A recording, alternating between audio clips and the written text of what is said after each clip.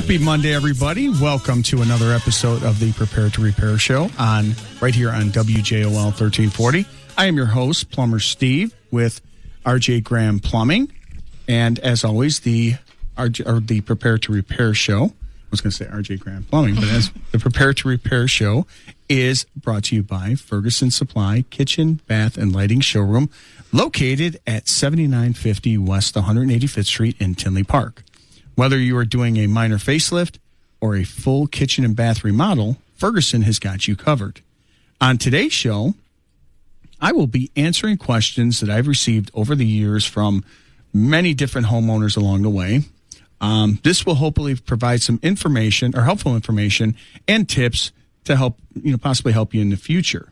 We will also be going through submissions for the worst water horror stories. These were submitted for a chance to win a Growy leak sensor, courtesy of Growy and Lixel. To assist me in today's show with these questions and judging the worst horror story is Allison Suarez and David Hanley with DH Imaging Group. How you doing, guys? Hello. Hi, how are you, Steve? Good to be back.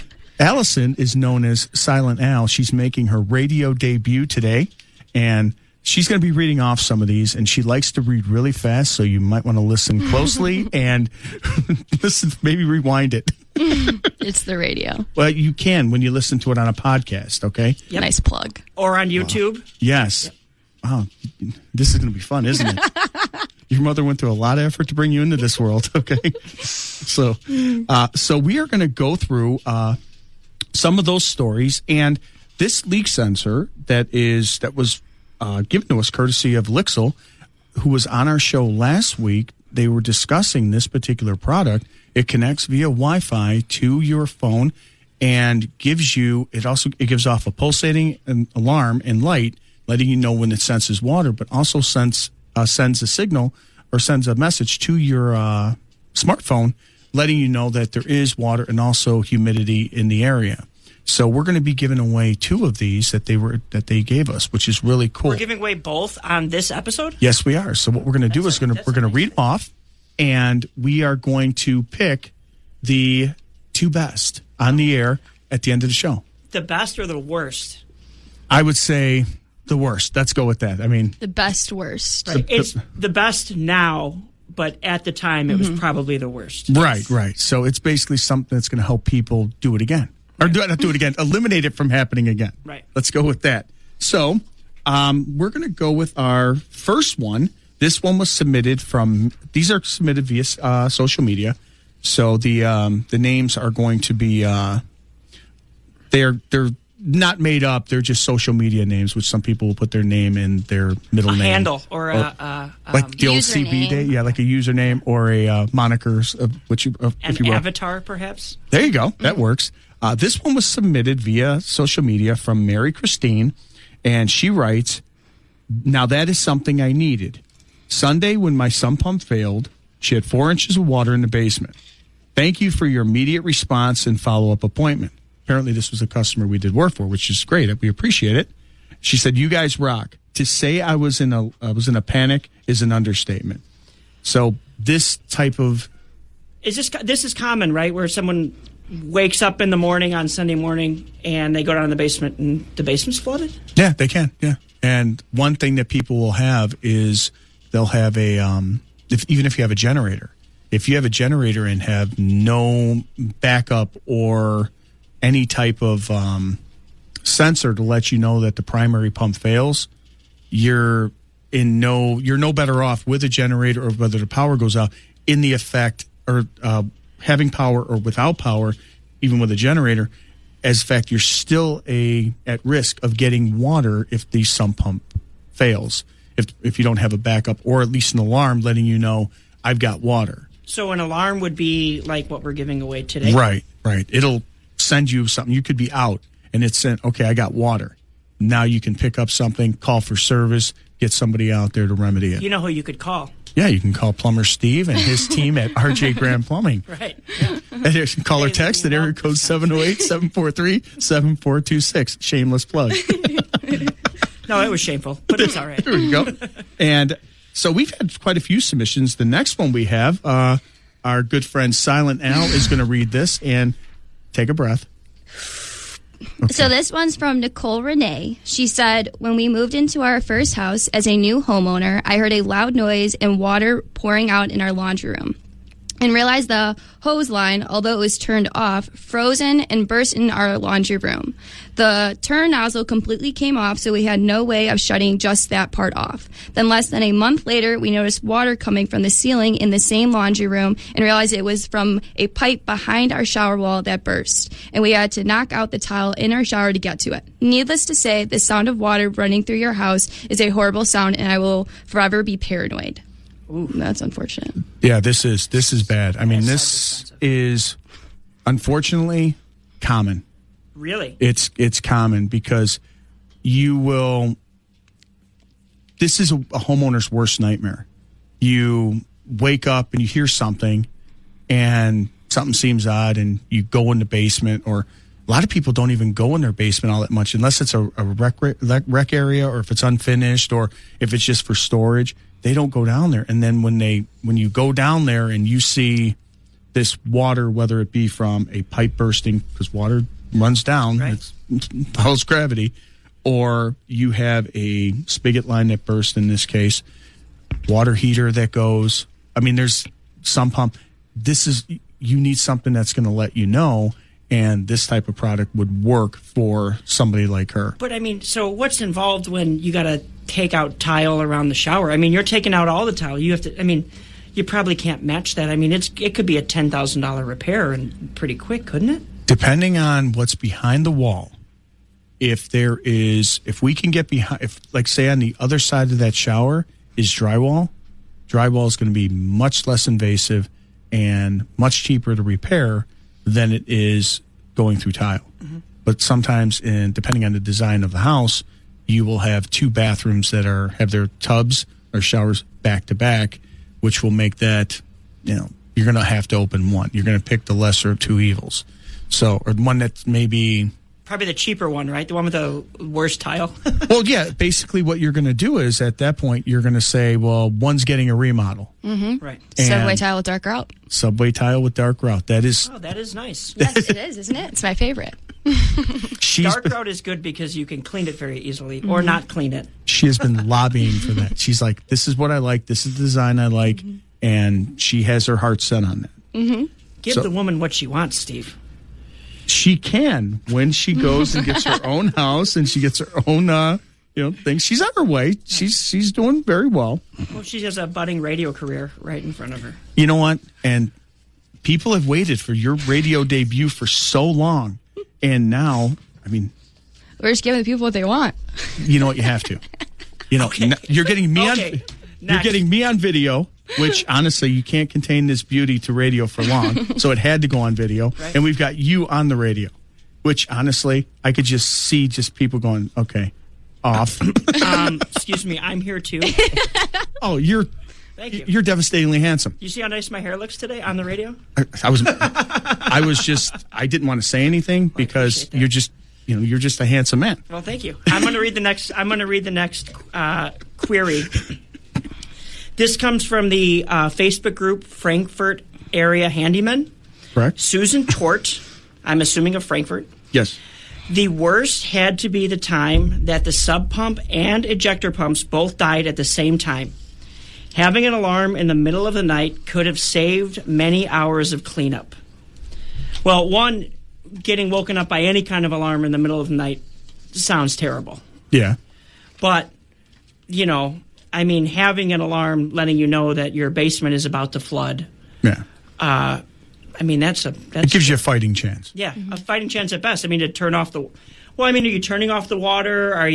What are you even doing in a situation like that? Just running downstairs and seeing what's going on? Well, it depends on what the failure is. It's with some pumps, depends on, I've seen it where they blew a fuse. They have a couple things plugged into this outlet or on that line, blew a fuse, and there you go. And it's like you plug it, you trip the breaker or reset the breaker, plug it in, and you're good to go.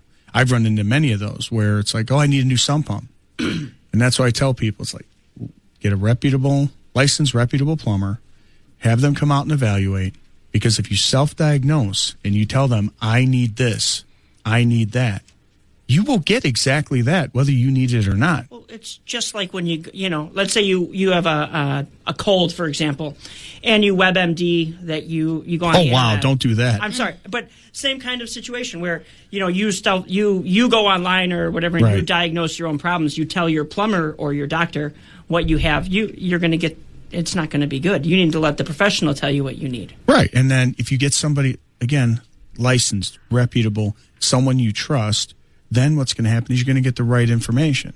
Because I like to explain it like, I don't make any assumptions. I want to explain it like you just got here from Mars. And this way, every detail is covered. My arms are tired. Exactly. So, I mean, I'm explaining it in every detail. So if it's something you know and I go over it again, it just becomes redundant.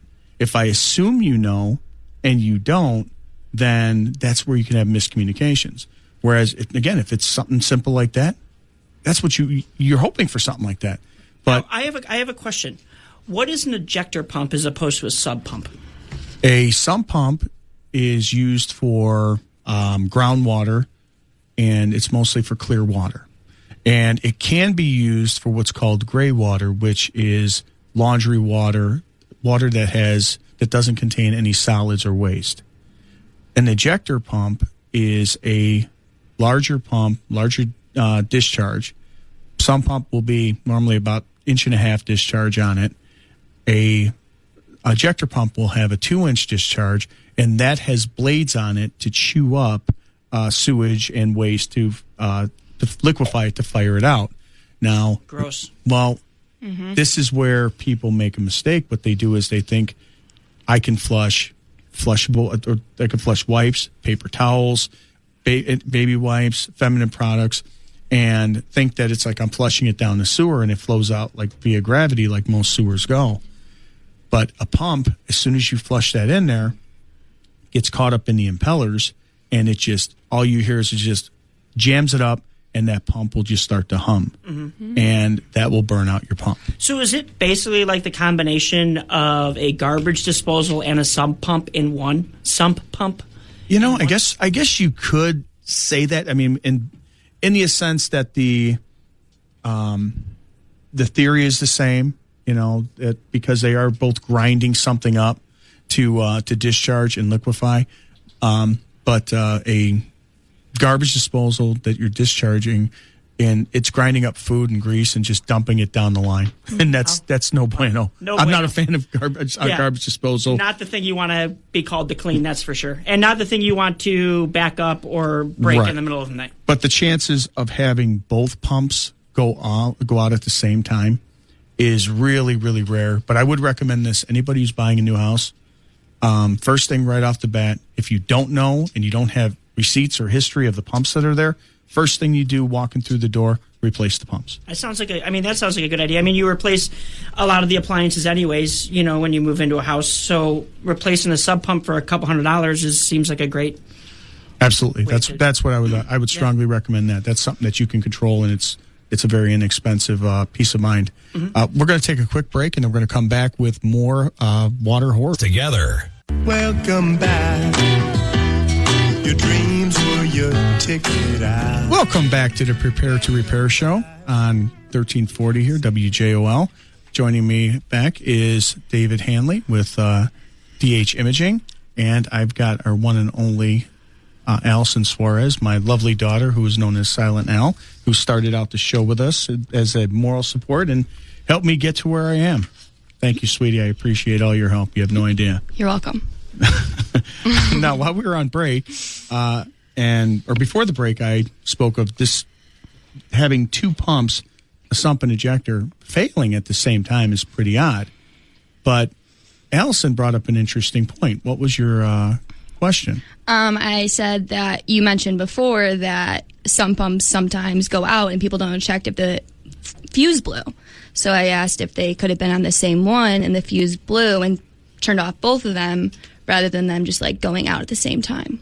That is a possibility. I mean, hypothetically, let's say that your ejector pump is clogged up with, let's say, a baby wipe. right? And it's working really hard while it's also raining outside.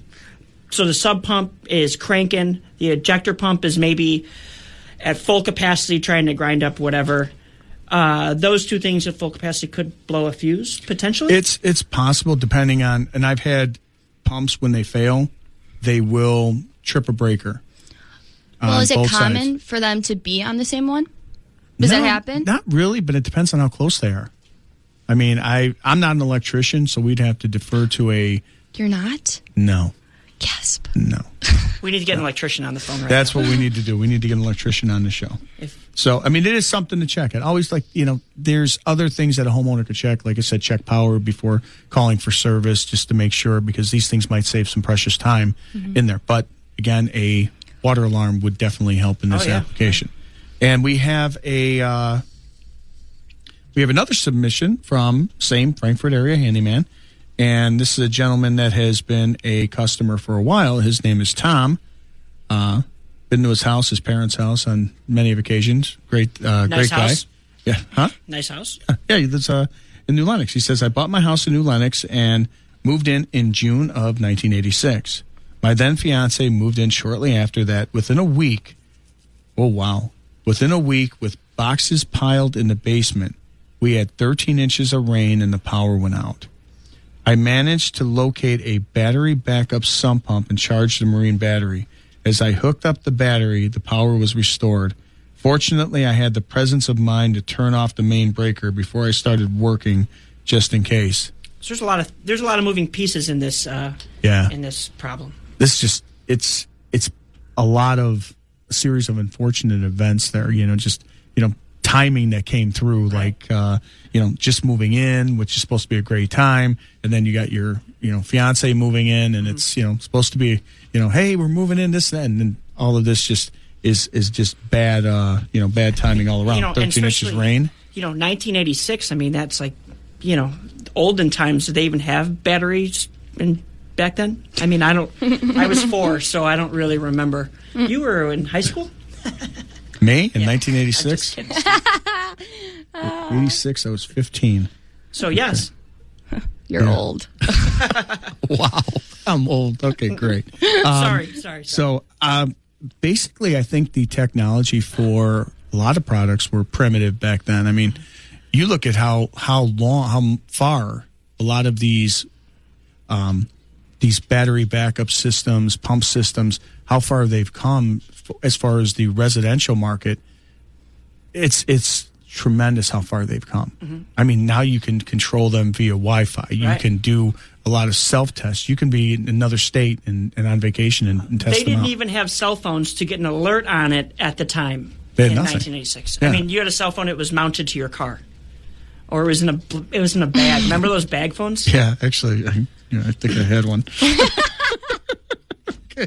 So Tom's definitely in the running. I don't know if the backup alarm. All your stuff in the house, like if you just moved and all your stuff is downstairs and all those boxes that you didn't want to move anyways of stuff you didn't even want. I don't think the alarm works. I don't think it would help in this application, but definitely a water alarm does help for any type of water application. And also luckily this guy sounds pretty savvy that he knew to get a battery out or have a battery. Like, I don't have a marine grade battery at my house right now. That's for sure.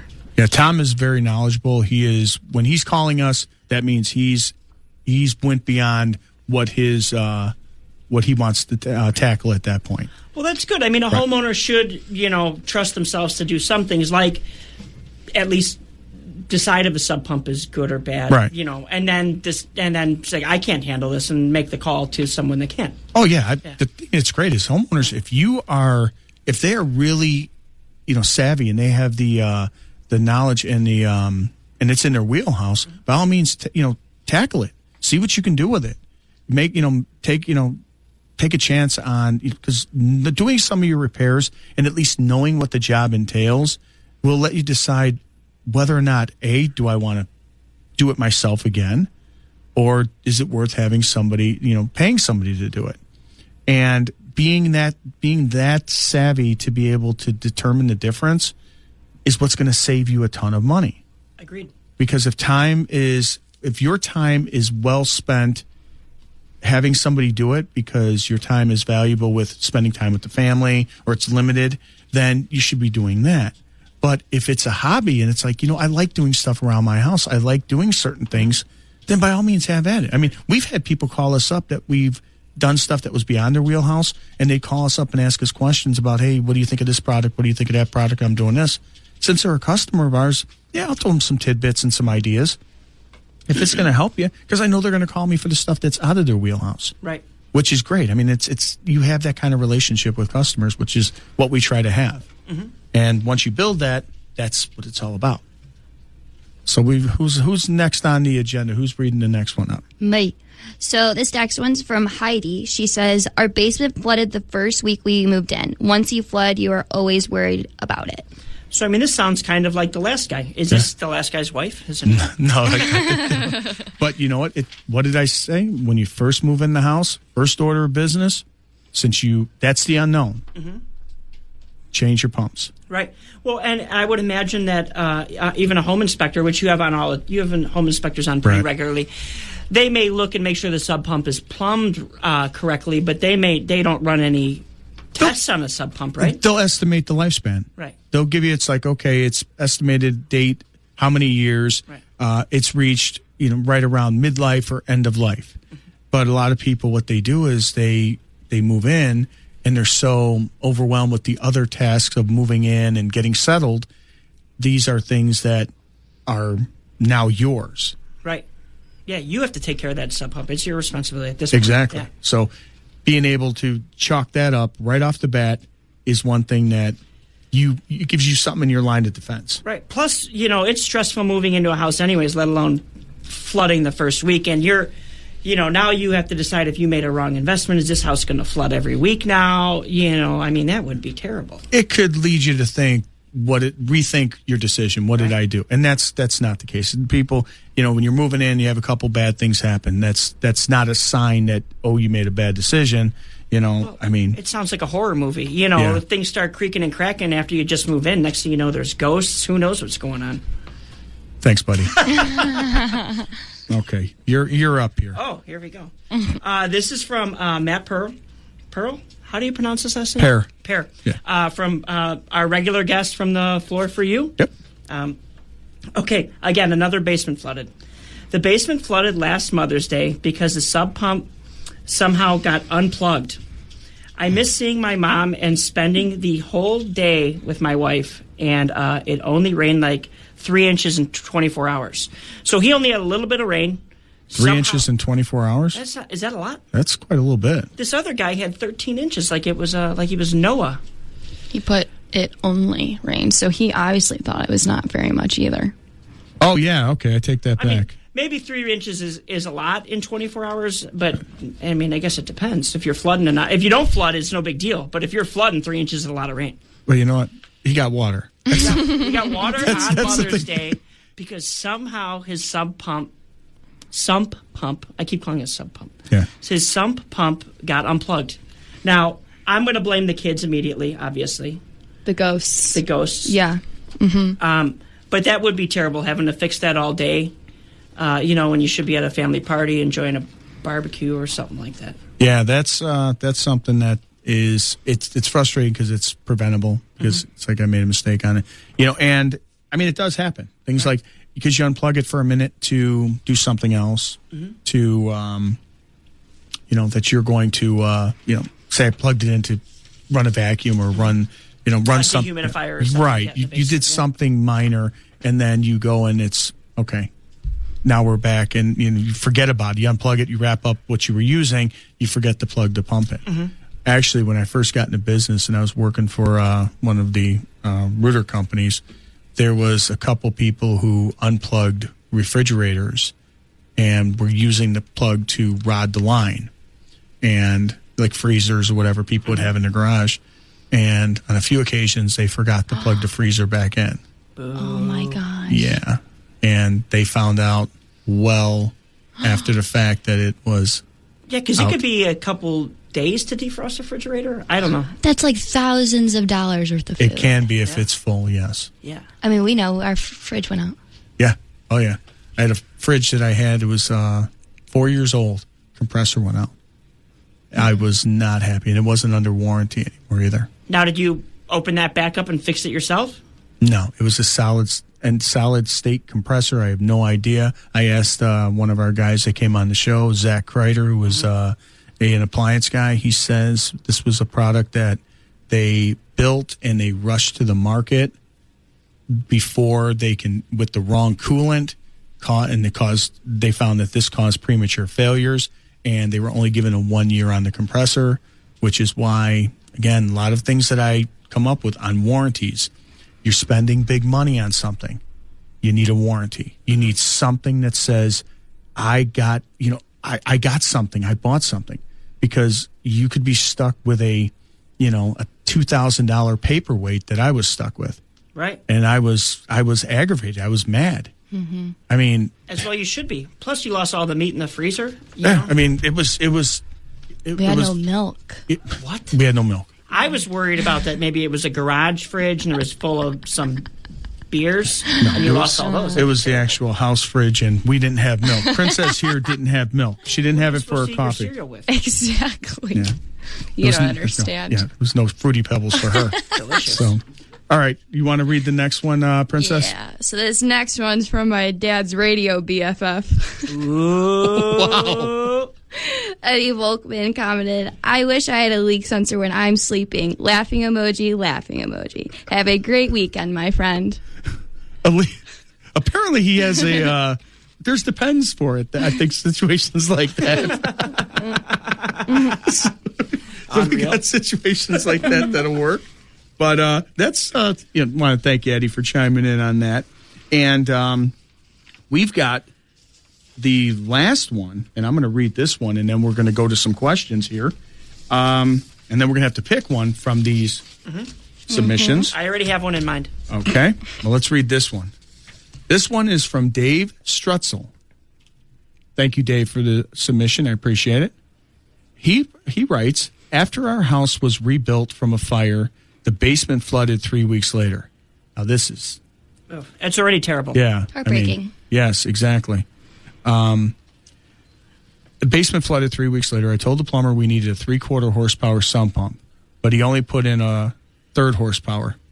Finished basement, carpeting was taken out, new padding installed. Carpet guy put down the carpet again, sprayed with a mildewcide to be safe, except the sprayer he had been used for adhesive, and he coated all the carpets with adhesive. Got all new carpets, and you guessed it, basement flooded again. 2 years later, neighbors remodeled and dug up their yard to clay, and yep, the third rain of the century happened that night, and the basement carpeting was ruined by mud and clay. Now I have painted basement floors. So there's a lot here, too. Oh, Should we start one piece at a time? Well, I guess one thing I say when people call up or I see them on social media saying that I'm going to get a pump replaced. You can do it yourself. You can do it yourself. You can. You can do it. You can do it. You can change the pump yourself. But you have to size it properly for the application, for the amount of water that you get. Normally, a standard 1/3 horse will work in most applications, but it all depends on the amount of water you get, how much water is coming in. And the one thing you have to remember, that water in that pit is the water level throughout the whole basement area. That's what the water level is. So you want to keep that as low as you can so your pump has a fighting chance. But no matter how much water you pump out, people go and they say, I want a 1/3 horse, I want a 1 horsepower pump. And they got it going out through a 1.5-inch discharge. That's like having a Porsche on a 30-mile-an-hour road. Right, that's too much water getting pushed out through those 1.25 inch, 1.5 pipes, right? You're only going to put so much water out through an 1.5-inch pipe. It's probably like a fire hose coming out of the side of his property. It's just you're only going to take out so much volume. Right. So when we're sizing pumps, you size it based on what is the manufacturer's specs on the application that you're putting in. Now, normally we'll put in Zoller products and we'll get whatever horsepower depending on what our application is and what type of backup system that's going to work in that application for the gallons, the gallons per minute and gallons per hour. Now, if we have high water applications like something like this, we go with a different brand that we have a system that'll pump out about 150 gallons per minute. Is that a lot? That's a lot of water, yeah. Because if you look at 150 gallons per minute, multiply that by 60, I mean, that's a lot of water. Right. I always try to imagine how much water volume, like when you say 150 gallons per minute, like I imagine like fish tanks. Right. You know, like I imagine if I had like a 50-gallon fish tank, and that would take like 1 minute to fill up. It fill up rather quickly with that type of system. A lot of water going but the piping is sized for that application, and they're sized individually rather than trying to go through one pipe. So I mean, there's a lot there. It's having it sized correctly, and also finding out what you have going on at the house. That you should be able to have your basement nice and be protected, having the right system. Right. I mean, this guy's got other problems here, too. Right. So it appears that he had a really bad plumber that came in and didn't do what he asked. Right. And undersized a pump. But also, he mentioned that he chose the size of the pump and didn't and the plumber picked his own pump. So maybe that's a problem there. Right. And then it looks like he had a bad job on his carpet, too, right? Right. He clearly didn't use the floor for you. Right. He didn't do that. He could have solved that. Yeah, he could have solved that right there. That's two things. He could have called you and Matt Pearl. Right. And he could have solved those first two things. But, I mean, the other problem is that... The neighbor. Yeah. And, I mean, this is common. Someone's building a swimming pool, and they're going to dig down. They're going to, maybe dig, and then use the dirt they took out to raise their property. Right. And then all that water is going to come down into your yard. That could be a real problem. And that is very common in, especially when people put, $100,000 in landscaping in their backyards. They're not necessarily concerned about the drainage for everyone else. People live on an island. Right. They feel they do. So we're going to take a quick break. You're listening to the Prepare to Repair show here on WJOL 1340. Take a quick break, and we'll be back with listener questions. Together. Welcome back. Your dreams were your ticket out. Welcome back to the Prepare to Repair show right here on WJOL 1340. I'm back here with David Hanley with DH Imaging Group and the one and only Allison Suarez, a.k.a. Silent Al, which I think I liked her better being silent. So before the break, we were Was that wrapping the up. old joke, Steve? Yeah. You're still salty about that? I'm still salty. She gets them all the time. She's awesome. Love her to death. But finishing up the note we had before the break, we'll finish that up, is people doing stuff on their property and causing issues for their neighbors is extremely common. One of the things there's people posting all the time on social media asking questions. I've got this water problem. I got this water problem.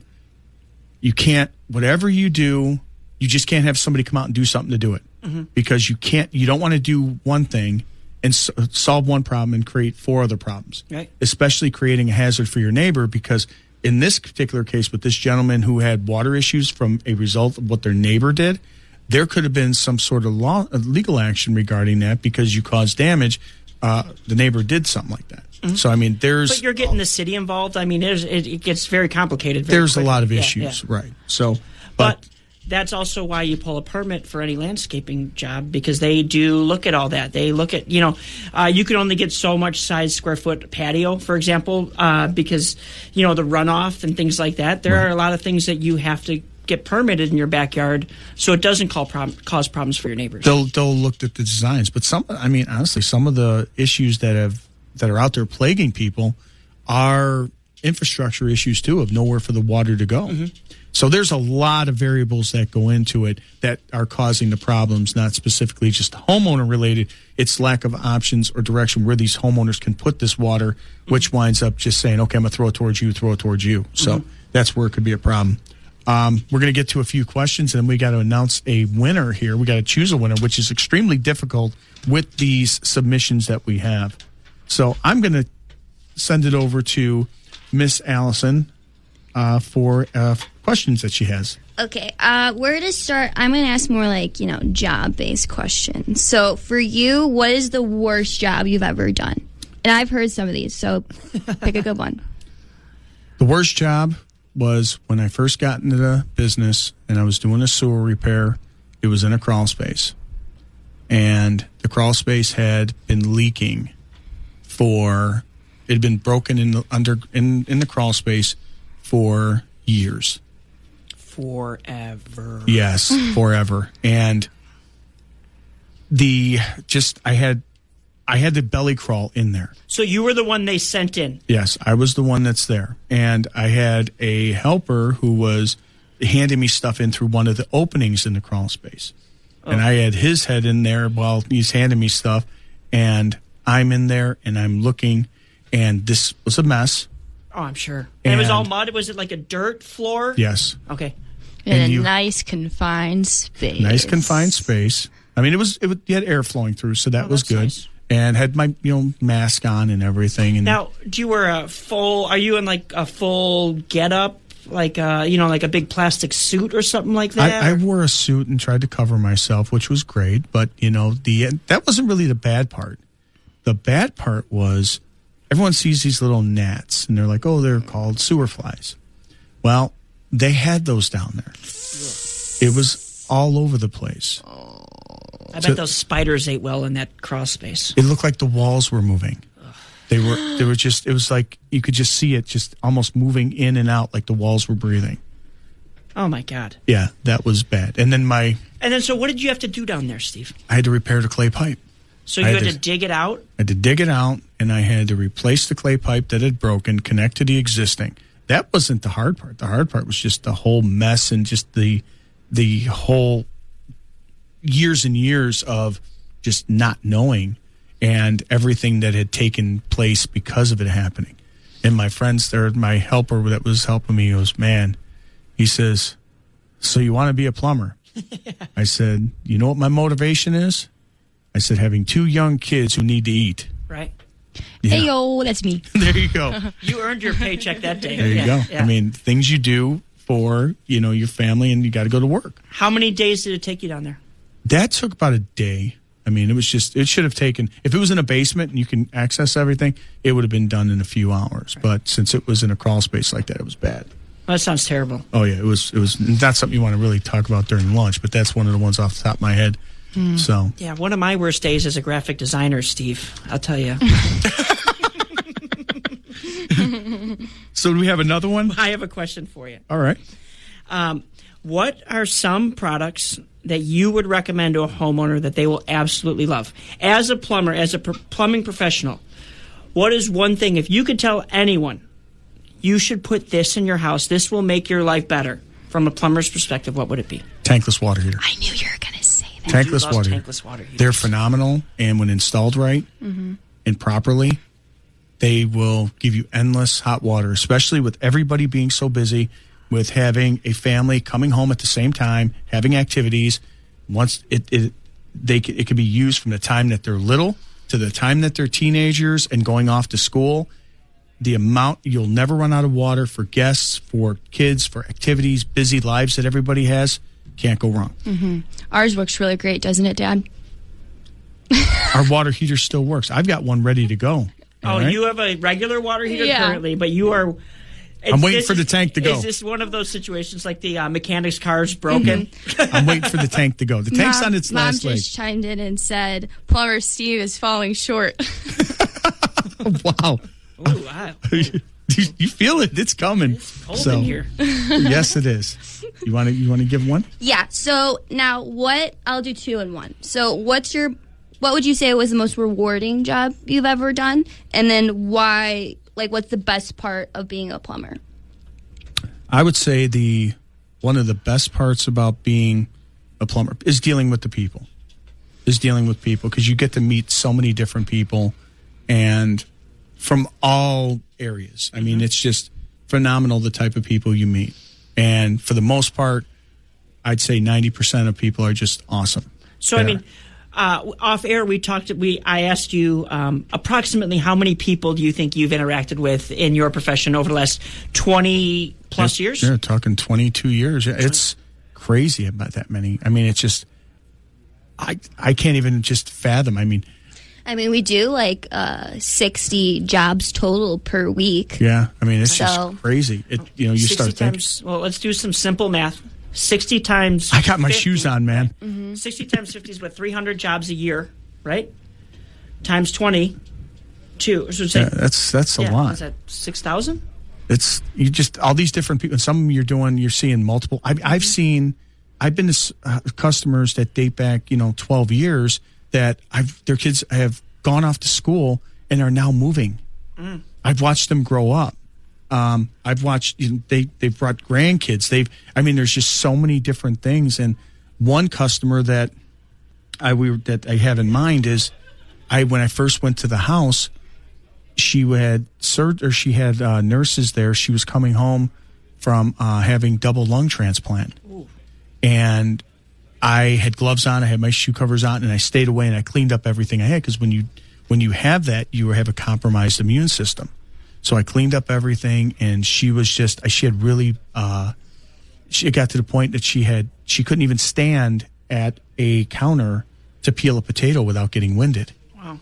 And it was like she was saying that she doesn't know what's going to happen. She's hoping everything works out, but the odds weren't good. And I was like, it's heartbreaking, as I'm seeing this, and it's, Now, what were you doing at her house? I was fixing the toilet. Oh. And her upstairs toilet. And she was only 50. She wasn't very old. I got a call at her house about a year and a half later. I'm walking through the door, she says, come in. I walk in through the door, and here she comes bouncing down the stairs, running down the stairs. And she's, talking like this. And I'm like, I'm just baffled. So she made a full recovery. And I'm talking to her while I'm fixing the downstairs toilet. And she says, she goes, I'm out there doing stuff, and it's like I feel better, which is great. And she says, I'm embarrassed because I got hurt. I'm like, she goes, I wound up having to go to the doctor again. I go, why? She goes, I fell off my bike. And I was so embarrassed. Motorcycle? No, her pedal bike. She goes, I feel embarrassed by it. What? Because she fell. She's older and she fell.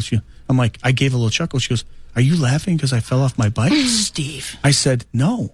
I go, I'm chuckling because when I saw you last, you didn't know if you were going to live or die. You didn't know if this was going to last, and you didn't know where you were.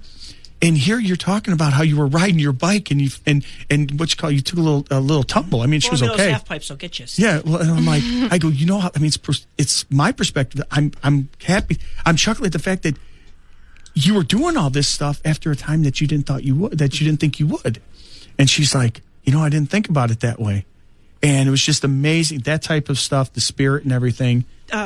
Can we add her to the running for the new alarm system? You can if you'd like. I mean, but I think it's like worse water.